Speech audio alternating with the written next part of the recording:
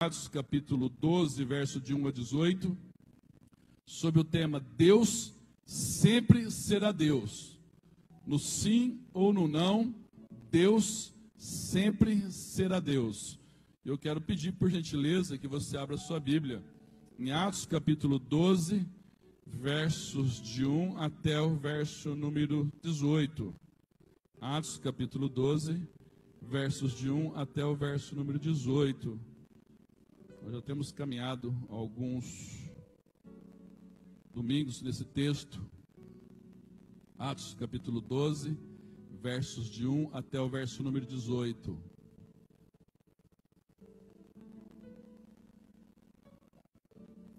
Acende a luz porque já não está difícil enxergar normal. Preciso apagar, eu enxerguei melhor. Quando me converti, eu tinha uma Bíblia de mão. Ganhei uma Bíblia de mão quando me converti. Era uma Bíblia que a Sociedade Bíblica lançou. Era uma Bíblia de mão mesmo. Mas as letrinhas eu lia numa Bíblia de mão. Hoje, você vai escolher letra gigante, hiper gigante, mega gigante, manda lupa junto para poder ajudar. Atos capítulo 12, verso 1 a 18 diz: nessa ocasião... Atos capítulo 12, versículo 1 em diante. Nessa ocasião, o rei Herodes prendeu alguns que pertenciam à igreja com a intenção de maltratá-los. E mandou matar a espada Tiago, irmão de João. Vendo que isso agradava aos judeus, prosseguiu, prendendo também Pedro durante a festa dos pães sem fermento. Tendo-o prendido, lançou no cárcere, entregando-o para ser guardado por 4 escoltas de 4 soldados cada uma. Herodes pretendia submetê-lo a julgamento público depois da Páscoa. Pedro então ficou detido na prisão, mas a igreja orava intensamente a Deus por ele. Na noite anterior ao dia em que Herodes iria submetê-lo a julgamento, Pedro estava dormindo entre 2 soldados, preso com 2 algemas, e sentinelas montavam guarda à entrada do cárcere. Repentinamente apareceu um anjo do Senhor, e uma luz brilhou na cela. Ele tocou do lado de Pedro e o acordou. Depressa, levante-se, disse ele. Então as algemas caíram dos punhos de Pedro. O anjo lhe disse: vista-se e calce as sandálias. E Pedro assim fez. Disse-lhe ainda o anjo: põe a capa e siga-me. E saindo Pedro seguiu, não sabendo que era real o que se fazia por meio do anjo. Tudo lhe parecia uma visão. Passaram a primeira e a segunda guarda e chegaram ao portão de ferro que dava para a cidade. Esse se abriu por si mesmo para eles e passaram. Tendo saído, caminharam ao longo de uma rua e de repente o anjo o deixou. Então Pedro caiu em si e disse: agora sei, sem nenhuma dúvida, que o Senhor enviou o seu anjo e me libertou das mãos de Herodes e de tudo que o povo judeu esperava. Percebendo isso, ele se dirigiu à casa de Maria, mãe de João, também chamado Marcos, onde muita gente se havia reunido e estava orando. Pedro bateu à porta do alpendre e uma serva chamada Rode veio atender. Ao reconhecer a voz de Pedro, tomada de alegria, ela correu de volta sem abrir a porta e exclamou: Pedro está à porta. Eles, porém, lhe disseram: você está fora de si. Insistindo ela em afirmar que era Pedro, disseram-lhe: deve ser o anjo dele. Mas Pedro continuou batendo e quando abriram a porta e o viram, ficaram perplexos. Mas ele, fazendo-lhe sinal para que se calassem, descreveu como o Senhor o havia tirado da prisão e disse: contem isso a Tiago e aos irmãos. Então saiu e foi para outro lugar. De manhã não foi pequeno alvoroço entre os soldados, quanto ao que tinha acontecido a Pedro. Fazendo uma busca completa e não encontrando, Herodes fez uma investigação entre os guardas e ordenou que fossem executados. Que o Espírito Santo de Deus possa revelar a palavra dele aos nossos corações. A forma como nós enxergamos a vida é muito diferente da maneira como Deus a vê. A Bíblia diz no livro de Isaías, capítulo 55, Deus diz: os meus caminhos não são os vossos caminhos. Os meus pensamentos são mais altos do que os seus pensamentos. Os meus caminhos são mais altos do que os seus caminhos. Quantas vezes Não é possível isso. Se nós pudéssemos, no início de uma trajetória, já enxergar o que Deus iria fazer, ou aqui ou na eternidade, o nosso coração se tranquilizaria. Mas como nós precisamos viver um dia de cada vez, como nós não enxergamos quais serão os desdobramentos, nós sempre lidamos com alguns sentimentos para poder conectar com o Senhor e assimilar esta fé. Uma expressão que diz: metade da beleza está na paisagem, a outra metade está nos olhos de quem vê. Metade da beleza está na paisagem, a outra metade está nos olhos de quem vê. A forma como você enxerga. Jesus, ele vasculhava os escombros do coração humano para encontrar o melhor. Por isso sempre lhe dava uma outra oportunidade. Ele sempre resgatava dignidade e vida, sempre estendia a mão para a pessoa recomeçar. Se nós não tomarmos cuidado, nós vasculhamos para expor o que tem de pior na vida das pessoas. Nós, às vezes, garimpamos para encontrar defeitos. Nós colocamos a lente para encontrar aquilo que não é bom. Quando nós vamos ver na Bíblia, no livro de Mateus, capítulo 6, verso 22 e 23, diz: se os teus olhos forem bons, todo o teu corpo terá luz. Se os teus olhos forem maus, a luz que é em ti será trevas, e quão grande essa trevas será. Está falando aqui não é no aspecto físico, no aspecto clínico, está falando sobre a visão, a perspectiva, a expectativa, a forma como eu enxergo. Às vezes você está numa estrada e você acha que ao final é só uma curva. Você vê, faz a curva e você vê que tem a sequência. Por que eu estou dizendo tudo isso? Porque ministrando alguns domingos nesse texto, com enfoques e garimpando e vendo algumas características e aplicações diferentes, nesta noite me vem ao coração alguns pensamentos para partilhar contigo sobre aquilo que parecia ser o fim. Deus olhou como um novo começo. Um contexto extremamente complexo, um contexto extremamente difícil. Eu falei quinta-feira, isso daqui não é teoria nem doutrina bíblica, por gentileza. Aqui não é base teológica que eu vou falar, estou falando mais pela ótica de experiência e perspectiva de vida e leitura do que eu posso fazer algumas vezes. A impressão que eu tenho, quando tudo começa a dar certo, dá certo mesmo. Mas quando tudo começa a dar errado, há uma sucessão de fatos que desencadeia situações. Você fala, mas agora não poderia dar esse problema. Agora não, mas a impressão que eu tenho, que quando engrena, você ganha uma confiança, você ganha uma clareza de pensamento, você ganha uma certeza maior, você vai tomando decisões mais conscientes. Mas também quando dá errado, aquele dia que você já acorda, pneu furado, como eu falei na quinta-feira, vai tomar banho, acaba a água, põe a calça branca, o cachorro vem pulando com a pata suja de barro, bate o cantinho, dá dedo no pé da mesa, aquele você fala, Jesus poderoso. Tem fases que é assim, não desanima, ela passa. Não desanima, ela passa. São fases da vida. E aí já não é só impressão, vai mais do que uma impressão.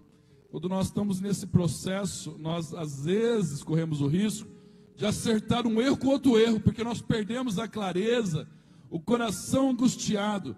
Você vai ver que as ações mais negativas financeiras, as decisões mais erradas, nós tomamos nas maiores crises financeiras. Às vezes na precipitação, na ânsia de resolver, tentamos acertar um problema com outro problema, e vai ficando cada vez mais confuso, até que dá um stand-by e fala, Deus, me dá, me ajuda, me dá um insight, me mostra o caminho para me poder dar alguns passos de maneira mais objetivas e direcionados aonde eu quero e onde eu preciso na realidade chegar. Você vai ver que eles passam meio difícil. Havia um meio de uma perseguição assoladora, política e religiosa. Herodes guardou Pedro a 7 chaves, porque já tinha tido uma situação de Pedro ser preso e ser liberto. E ele cria uma prisão máxima. 4 escoltas de 4 soldados, havia um revezamento, 4 soldados cada hora. E somado a isso, um soldado algemado em cada lado dele. E havia uma guarda, segunda guarda, um portão, prisão, para que não pudesse, em hipótese alguma, Pedro estar sendo tirado daquela prisão.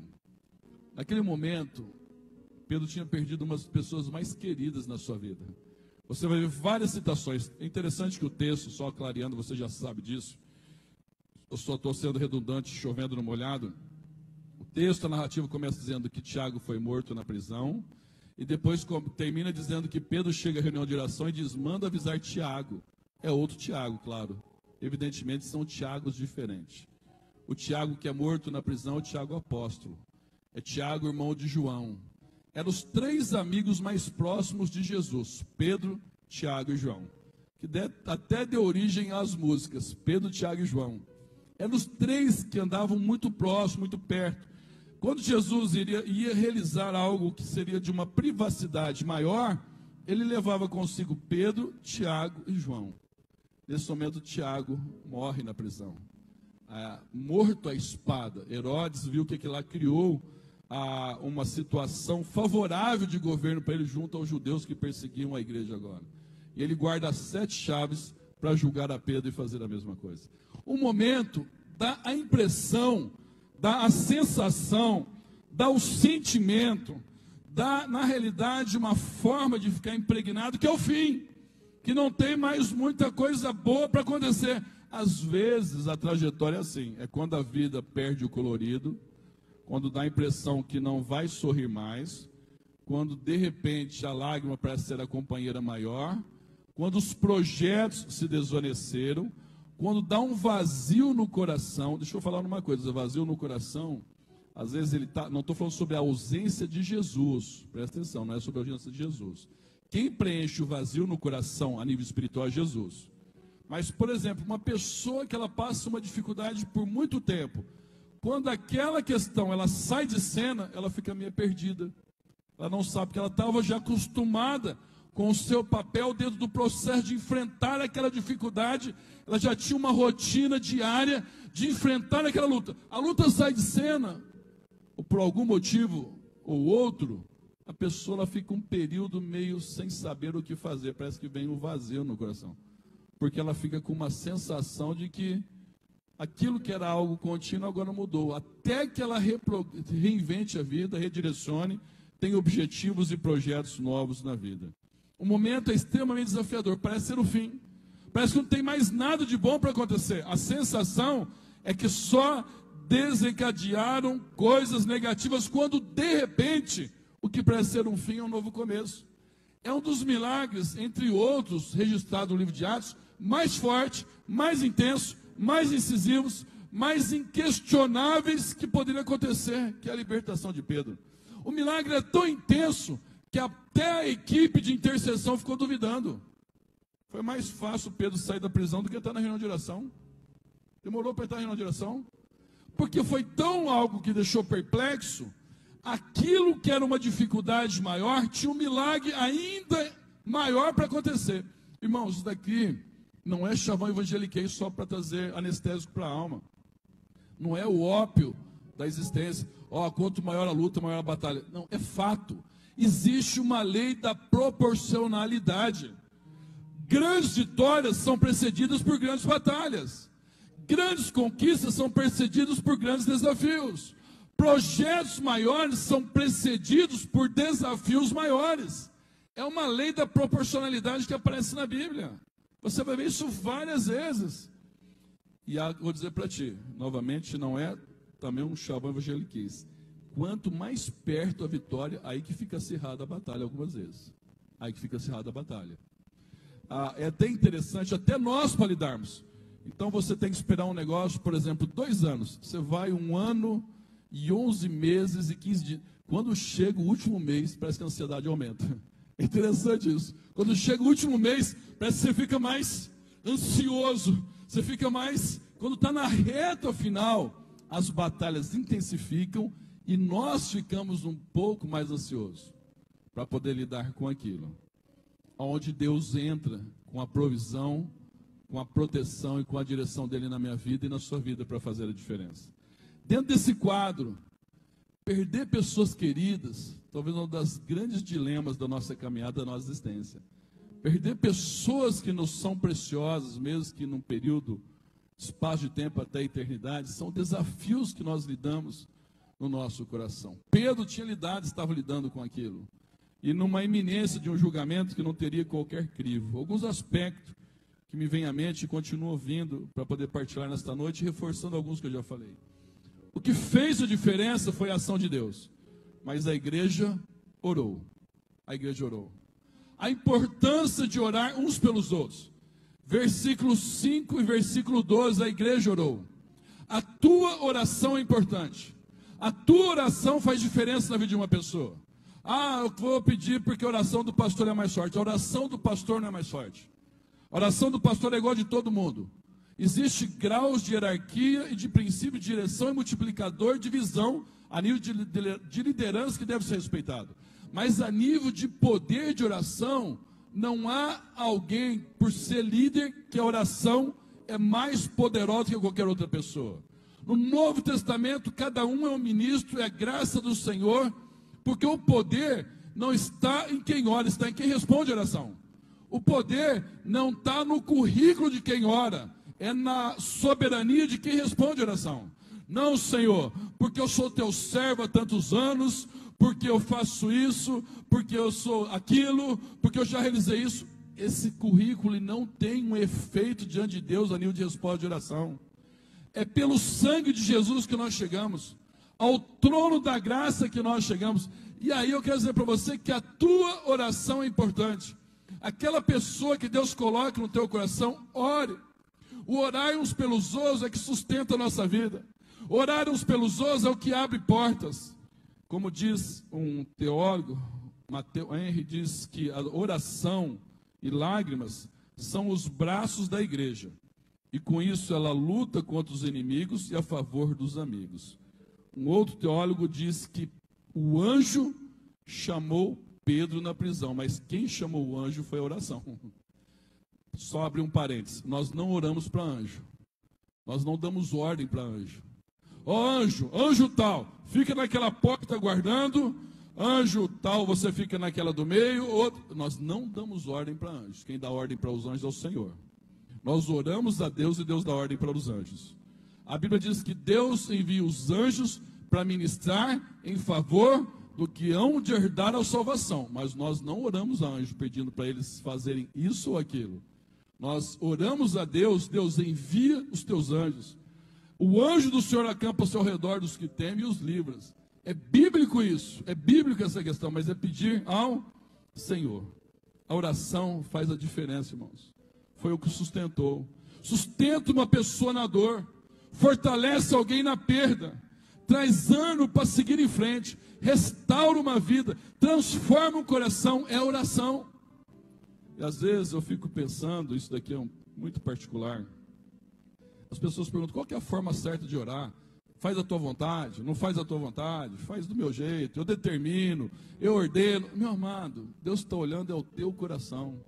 Deus não está preocupado, você acha que Deus está preocupado com, oh Senhor Deus, que efeito sonoro tem a oração para chegar diante de Deus por causa do efeito sonoro? Oh meu Deus, não tem efeito nenhum. Se chegar para Deus, respeito quem faz isso, também tem toda liberdade. Se você chegar para Deus, Pai, tantas e tantas vezes eu não sei nem o que pedir, tantas e tantas vezes eu não sei nem o que falar, tantas e tantas vezes eu me deparo com situações que me sinto tão limitado que eu não sei nem como começar ou terminar a oração. Uma coisa eu sei, que tem um Pai que me ama e te ama, que se porta comigo e com você, se interessa pela minha vida e pela tua vida, e que diz que nós não sabemos pedir como convém, mas o Espírito Santo de Deus intercede por nós com gemidos inexprimíveis. Não é a retórica, não é a performance, não é o currículo, não é a elaboração, não é tudo que é usado de composição que faz a oração ser diferente. A sinceridade de coração e a verdade você fazer de motivação correta. Quando Deus coloca uma pessoa no teu coração, ore. Ore. Mesmo aquela que vocês não têm nem afinidade, ore. faz a diferença. Mas até para aquele que você não concorda. Eu percebo, sabe quando eu percebo que a mágoa está indo embora do meu coração? Na minha vida, ok? Particular meu. Sabe quando eu percebo que a mágoa está indo embora do meu coração? Quando eu começo a conseguir orar por aquela pessoa. Não todo dia, mas de vez em quando Deus abençoa aquela vida. Que ela possa ir em paz, tem misericórdia. Em nome de Jesus. Eu percebo que a mágoa está indo embora do meu coração. É quando eu percebo. Quando eu percebo que eu não consigo. Não estou falando para você também ficar, ai, Deus abençoa, cerca ela com as mais ricas bênçãos, rodeia ela de flores, de bombons, que ela próxima. Não precisa fazer toda essa firula, que não precisa fazer nada disso, não. Não precisa fazer toda essa. Não, faz toda uma pantomime para poder. Não. É quando você chega, eu percebo que a mágoa do meu coração sai quando eu falo, Deus, tem misericórdia. Libera a vida dela para liberar a minha, vai ela em paz, eu fico em paz, em nome de Jesus, amém. Precisa fazer todo dia também, senão você fica reforçando todo dia na tua mente aquela ideia no teu coração. Então você faz, libera e fica em paz. A Bíblia diz aqui que a oração, por isso, irmãos, eu acredito, pessoal, eu tenho que falar sobre isso com a igreja. Não, a igreja invisível, a igreja que vale, a igreja invisível, mas na hora do vamos ver, não é a igreja invisível que está, não. Na hora do casamento, não é a igreja invisível que faz o casamento, não. Na hora do leito que a pessoa está ali nos últimos instantes, não é a igreja invisível que aparece, não. Na hora de um filho que está passando uma luta, você precisa de alguém que ore com você, não é a igreja invisível que aparece. Na hora que você está do outro lado da corda, da ponta, não é a igreja invisível que aparece. Deus sempre vai levantar alguém, às vezes até aquele que você nem imagina, às vezes até nem o menos provável. E Deus pode levantar pessoas até que nem tem qualquer contato ou conhecimento para abençoar a tua vida, como Ele fez com o rei Ciro, no livro de Isaías, capítulo 45, não tem dificuldade nenhuma. Mas pode ter certeza, tem alguém orando por trás. Tem alguém orando para Deus levantar e Deus fazer. O aspecto da oração, às vezes tem pessoas que têm um aspecto diferente. Tem gente que deita no chão, ajoelha e fica 3 horas orando e passa tranquilo. Eu admiro. Tem gente que ora 5 minutos e fala, poxa, parece que eu orei 3 horas, já deu 5. Eu fui entendendo que é orar sem cessar. Você ora na caminhada. Quem está fazendo? Você ora na academia, você ora na tua casa, você ora andando de carro sem fechar o olho, claro. Você ora ao vir para a igreja, orar sem cessar. Você ora chegando no teu serviço. Às vezes aquela hora que você quer murmurar, você ora. Aquela hora que você quer estourar dentro de casa, tem dia que você está assim, chato. Tem dia está chato, é melhor você ir para o quarto orar, ou dar uma volta e sair orando, até você aliviar o coração, depois você volta e fala, porque senão você vai falar aquilo que às vezes você vai se arrepender e vai ficar chateado. Orar sem cessar. Ore continuamente para aquela pessoa. O contexto aqui da oração, ela faz uma diferença muito grande. E não é só oração juntos aqui num culto ou uma reunião de oração. É oração com o estilo de vida. Ah, mas o pastor, eu não consigo orar 2 horas, 3 horas. Começa 5 minutos, 10 minutos, mas lembra de pessoas. Às vezes aquela pessoa que vem na tua mente no meio da noite, tirando aquele credor, você ora. Porque às vezes é para você orar para aquela pessoa. O segundo aspecto nessa noite, Deus é o mesmo de ontem, de hoje, eternamente. Hebreus capítulo 13, verso 8, eu preciso continuar crendo que Deus é um Deus de milagres. Que Deus quebra algemas, que Deus abre portas, que Deus liberta, que Deus faz o impossível acontecer, que Deus continua sendo Deus e sempre será Deus. Não é porque teve um não em relação ao Tiago, que Deus tinha um projeto melhor e maior para ele, e Deus fez opções diferentes. A igreja orou e Tiago foi participar do coral celestial. A igreja orou e Pedro continuou batalhando aqui na terra como guerreiro e lutador. Foram essas respostas. Só que para Deus, nós temos a ideia de tempo. Deus está na eternidade. O segundo aspecto, Ele é o mesmo de ontem, hoje, eternamente. Não deixe de crer, de verdade, de coração. Eu tenho aprendido que quanto mais próximo o alvo da fé, mais desafiador para você crer.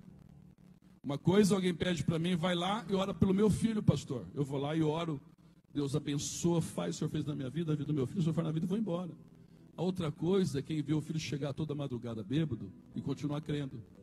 Outra coisa é quem vê o filho envolvido nas drogas, chegar com os olhos vermelhos, jogar tumultuado e sem foco, e você fala, eu vou continuar crendo.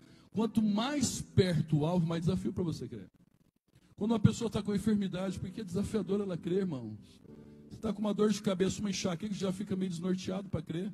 A tua oração já fica meio Então a pessoa, por isso ela precisa ser cercada de oração naquela hora, para Deus confortar, fortalecer ela, para ela poder ter condição de exercitar a fé, dela ser uma guerreira em nome de Jesus.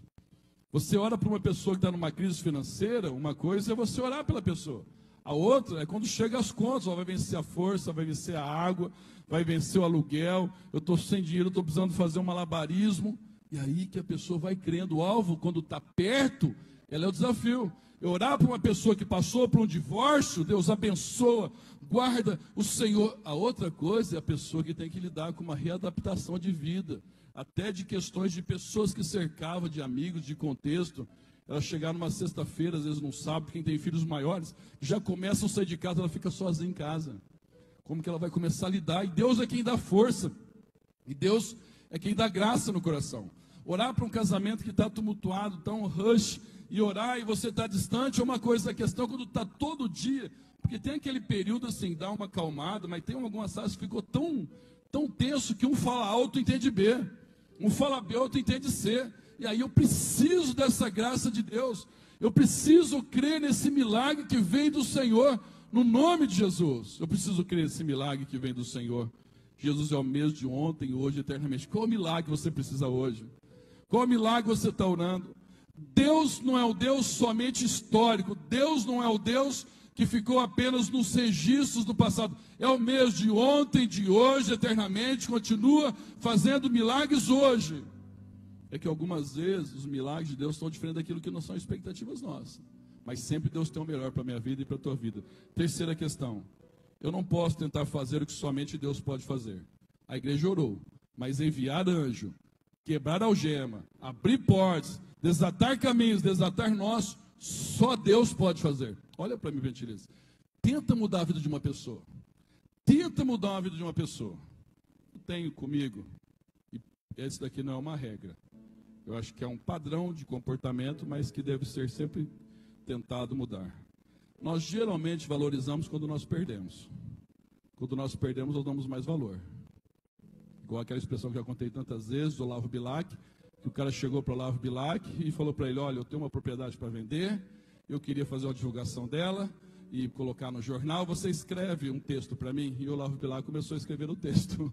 Vende-se linda propriedade, onde os passarinhos pela manhã gorjeiam, onde rios com águas cristalinas cortam essa propriedade, onde ao pôr do sol se contempla a maravilha da natureza e do que foi fazendo. Passou um tempo, entregou para a pessoa, e passou um tempo, reencontrou essa pessoa. Falou: você vendeu a propriedade? Ele falou: não vendi. Ele falou: por quê? Porque depois que eu li o texto, eu comecei a prestar atenção nos detalhes. E comecei a valorizar mais. Às vezes nós perdemos de vista o valorizar. Essa é uma questão. Só que tem hora que nós tentamos mudar a pessoa na marra no papel de Deus. Aí, o que acontece? Não estou dizendo que é aqui que acontece. A pessoa vai, quando ela vê que vai perder, aí ela tenta fazer o que não fez em 30 anos. Eu falo: pessoal, o que você não fez em 30 anos, não tenta fazer em um dia, porque não vai dar certo, hein? Não fez em 30 anos, aí num dia quer mandar flor, caixa de bombom, mandar mensagem de amor, vir em cima do elefante do loucuras de amor. O que não fez em 30 anos, vai tentar fazer num dia, não dá certo. A pessoa fica até... Filhos, você não muda filhos na marra. Eu não sou expert, eu estou no mesmo caminho que você. Eu tenho certeza que um dia eu vou chegar lá na frente, diante do Senhor, em relação como pai. Eu não vou poder dizer diante de Deus: eu fiz tudo certo. Eu vou falar: Deus, eu tentei fazer o melhor. Isso eu tenho certeza. Tudo certo eu não fiz. Filhos, se você apertar muito, espana, e você perde, e outro adota. Se você liberar demais, você perde o controle e começa a financiar a irresponsabilidade. Esse é o grande desafio, que os pais me perguntam. Eu falo: olha, o grande desafio sabe qual é? Tempo de saber a hora de abraçar e tempo de saber a hora de afastar de abraçar. O tempo que você vê que está aumentando a distância, você encurta a distância, e quando você tem que colocar limites, mesmo que do outro lado vai ficar tumultuado, você o faz. Por quê, meu amado? Eu não mudo a pessoa. Eu não sou Deus para mudar a vida da pessoa. Você não muda a vida de alguém que está perto de você. Nós podemos orar, pedir, clamar e pedir graça de Deus. Eu não posso fazer aquilo que só Deus pode fazer. Eu querer ter o controle de toda a situação, de todas as pessoas, eu não o tenho. E vou dizer para você aqui, quem vem na igreja, para mim e para você: Você tem um grau de responsabilidade com a pessoa até ela ouvir a palavra e conhecer a palavra. A partir daí, essa é a responsabilidade dela. Essa questão de esposa, esposo, filho, pai, parente, tio. Eu não vou na igreja por causa de você, isso não existe. Porque a partir do momento que ela conhece a palavra, a responsabilidade é dela, de ir ou não. Mesmo porque ninguém faz favor para Jesus em vir ou deixar de vir. Eu faço realmente Jesus que faz uma briga. Até o momento da pessoa conhecer a palavra, a responsabilidade é minha e tua. A partir do momento que a pessoa conhece a palavra, que isso é usado como arma, né? Às vezes dentro de casa é usado como arma. Não, eu não vou mais lá porque eu não vou. Você vai na igreja, o que você aprende na igreja? Você chega em casa, só estuda errado, aí usa aquilo lá como argumento. A responsabilidade tua é até levar a palavra e a pessoa conhecer. A partir da responsabilidade dela com Deus. A partir da responsabilidade dela com Deus. Se ela vai fazer ou não fazer, ela é responsável diante de Deus. Só que uma coisa eu sei. Não tente fazer o que Deus somente pode fazer. Deixa Deus ser Deus na tua vida. Às vezes nós vamos tentar dar uma mãozinha para Deus, nós vamos tentar dar uma força para Deus, nós vamos ajudar Deus. Eu acho que o senhor está meio equivocado. E aí complica mais ainda. Meu amado, todas as vezes que eu tento ajudar Deus, vira uma bagunça. Misericórdia. Aí eu falo, Deus, deixa Deus ser Deus na tua vida. Tem coisas que só Deus pode fazer. Você crê de todo o coração. Aqui, o milagre que vai fazer é Deus. Quem vai quebrar as portas, vai abrir as portas é Deus. Deus vai fazer por meio de Jesus Cristo. Quarto aspecto. Mas eu não posso transferir para o Senhor o que é responsabilidade minha e tua. Eu não posso. No aspecto que eu estou falando, só fazer um parêntese. Quando aqui nós tentamos fazer o papel de Deus, que eu tenho percebido, quando começa a sufocar demais, escorre por entre os dedos. Isso no namoro, casamento, noivado, filhos, amizade. Se você começar a tentar na força mudar a vida de uma pessoa, tentar de todas as maneiras, vai escorrer por entre os dedos. Você vai perder. Aí eu preciso de graça, por isso você ora e fala, Deus, me dá graça, me dá força, me dá sabedoria para que eu possa agir. E saber que o Senhor é o Deus Todo-Poderoso. Mas não transfira para o Senhor o que é responsabilidade minha e sua. E dependendo do momento, os desafios são maiores. É interessante que para o desafio é algo extraordinário, algo assim impactante até na sociedade. Às vezes eu vejo a pessoa que está numa fragilidade física, não enfrentando uma enfermidade. Eu tenho visto isso com frequência. Às vezes questões do cotidiano, a pessoa fala, pastor, eu não imaginava que determinada tarefa ao ser vencida seria tão gratificante. Coisa simples que nem se valorizava. Coisa simples que nem se valorizava. Mas não transfira para Deus. É interessante no texto que o Senhor vai lá e abre a porta. O anjo até cutuca Pedro, que está dormindo, mas vestir a sandália, vestir a calçar, ficar de pé, andar, foi ele que precisou fazer. Deus podia ter feito um efeito teletransporte. Um efeito teletransporte. E Pedro apareceu no meio da reunião de oração. Não podia fazer? Ué? Você acha que Deus não tem poder para fazer? Você acha que Deus não poderia fazer? E Pedro desaparecia no teletransporte do meio da prisão e apareceria no meio da reunião de oração. Deus podia ter feito. Poder ele tem para isso. Mas Deus move céus e terra naquilo que você não podemos fazer, mas não move um dedo naquilo que é responsabilidade minha e tua. Crescimento, amadurecimento, aparar as arestas, pedir perdão, perdoar, corrigir o curso, é intencional, é decisão do coração a cada dia. Não faça aquilo que só Deus pode fazer, mas não transfira para Deus aquilo que só é responsabilidade tua. Oh Deus, eu quero ser abençoado no serviço, mas murmura, reclama o tempo todo. Não, eu quero uma vida legal, mas fala mal de tudo e mais um pouco. Tem uma língua ferina. Tem o dom de línguas e tem o dom de línguas. É bíblico. Quem quer viver bem e ver dias bons, refreia a tua língua do mal. Quem quer viver tumultuado e ver dia bom, não refreia a tua língua do mal.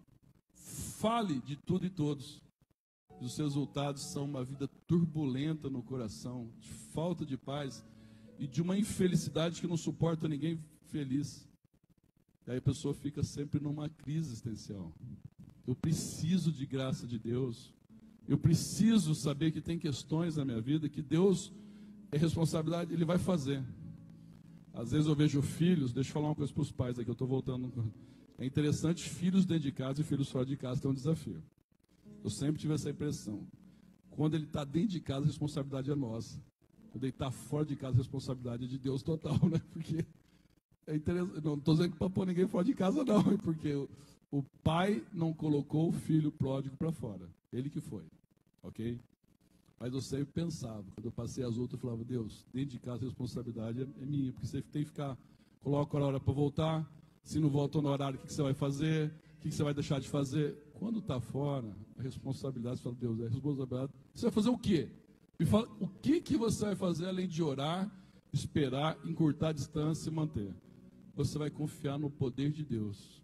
E vai falar, Deus, me dá graça. Eu vejo os pais que têm filhos pequenos falar, não quero nem pensar como meu filho crescer, não quero nem pensar se for estudar fora, não quero nem pensar se... Não precisa pensar mesmo, não. Fica tranquilo. Vai um dia de cada vez mesmo, não fica sofrendo antecipado, não. Mas uma coisa eu sei, que na vida chega um momento, ou você depende de Deus. Porque se você ficar pensando em tudo, você quer ficar trancado dentro do quarto, colocar no arredondo, não sei para mais nada na vida. Aí você ou confia, e continua confiando sempre, sabendo que aquele que prometeu é fiel para cumprir. Última questão, começa o processo do milagre. Primeiro, acorda Pedro. Levanta-te depressa, não vai começar a andar devagar. Não começa na nhaca, já começa depressa. Aí começa a passar a primeira guarda, a segunda guarda. O milagre não está completo ainda. Aí passa o portão que dá para a rua. Não está completo o milagre ainda. Acompanha ele até um determinado lugar na rua. A partir daquela hora o anjo desaparece. Você vai ver que tem uma sequência. Duas questões para nós encerrarmos esta noite, a sequência. Primeiro, cuidado com a empolgação precipitada. Não é porque uma porta se abriu que a vitória já está completa e plena.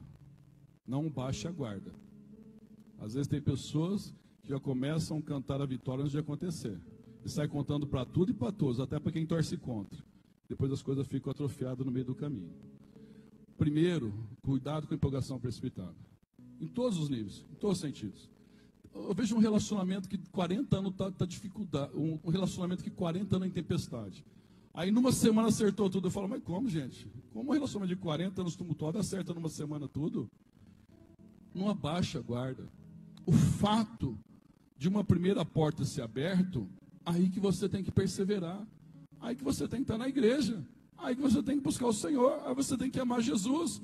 Aí você deve continuar cuidando das coisas dele, que ele vai cuidar das tuas. A primeira porta que se abriu não está totalmente completa a bênção. É uma porta que se abriu. É uma porta que se abriu. Não desista. Persevere. Continue olhando para Jesus, e consumador da fé, que ele vai completar o milagre. Em nome de Jesus, ele vai completar o milagre. Ele não deixa nada pela metade. Mas entenda que uma porta que se abriu não resolveu toda a questão ainda. É um passo a mais. Você glorifica, exalta, reúne força e fala, bom, agora tem mais uma etapa a caminhar. E você continua confiando. O segundo aspecto que eu falei dessa questão, a primeira lombada é mais difícil de passar. A primeira porta é a mais difícil de passar.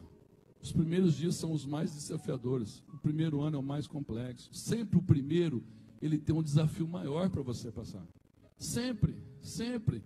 Então, por isso, meu amado, tem questões que eu vou encerrar agora, que nós não sabemos o que fazer. Tem hora que nós estamos igual Josafá. O Senhor, nós não sabemos o que fazer, mas os nossos olhos estão postos em Ti. Fato. Precisamos de direção de Deus. Mas tem momentos que você já sabe o que tem que fazer. É questão de andar a primeira lombada. Você atravessar a primeira porta. Tem questões que você já sabe qual é o necessário.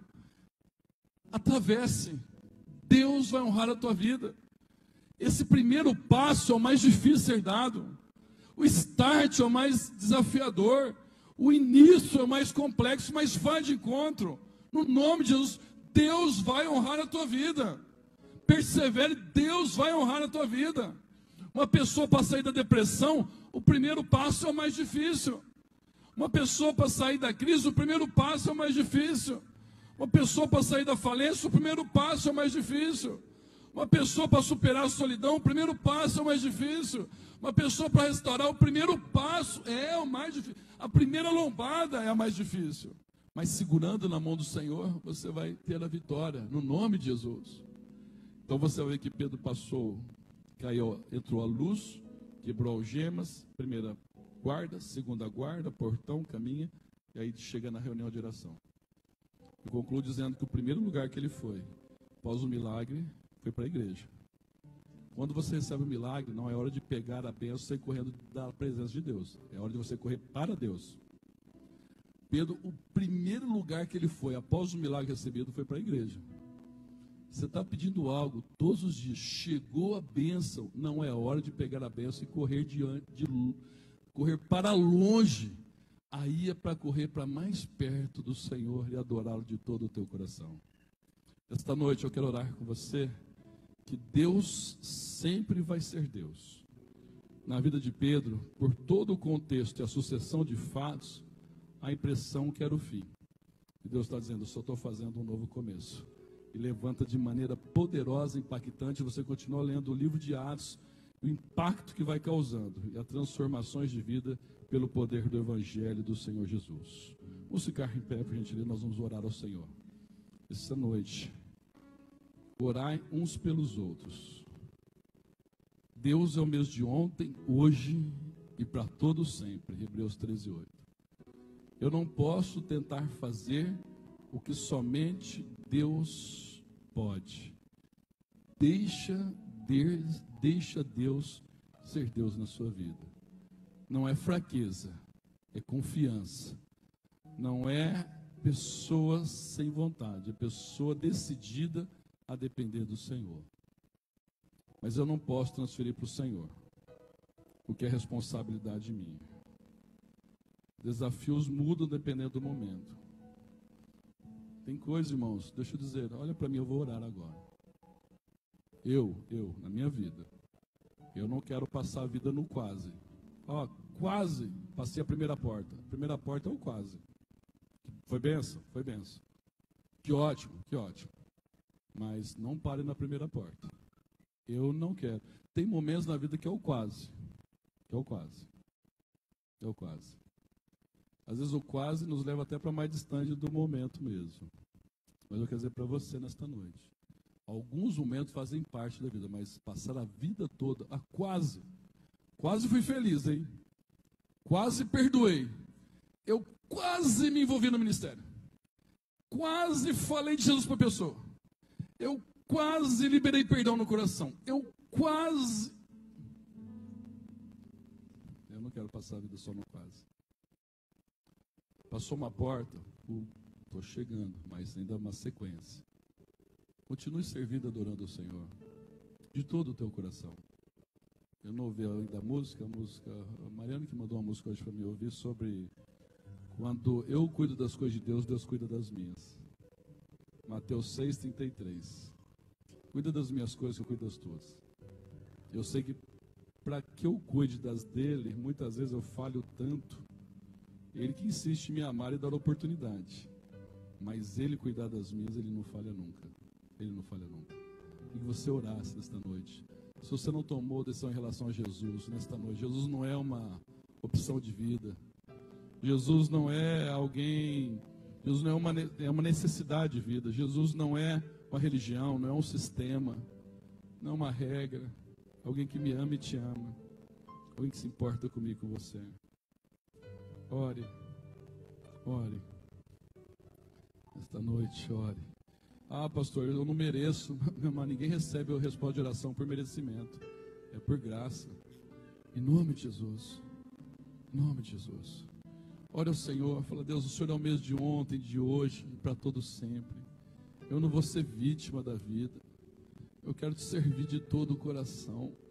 Eu não vou ser alguém esmagado pelos problemas o tempo todo. Eu vou me levantar. A primeira coisa que o anjo falou para Pedro: levanta depressa. Levanta depressa. Agora não é hora de ficar deitado, não é hora de ficar prostrado, a não ser só diante do Senhor. Eu e você somos uma frase, um momento, mas Ele é eterno, é soberano, Ele se importa comigo, com você. Em nome de Jesus.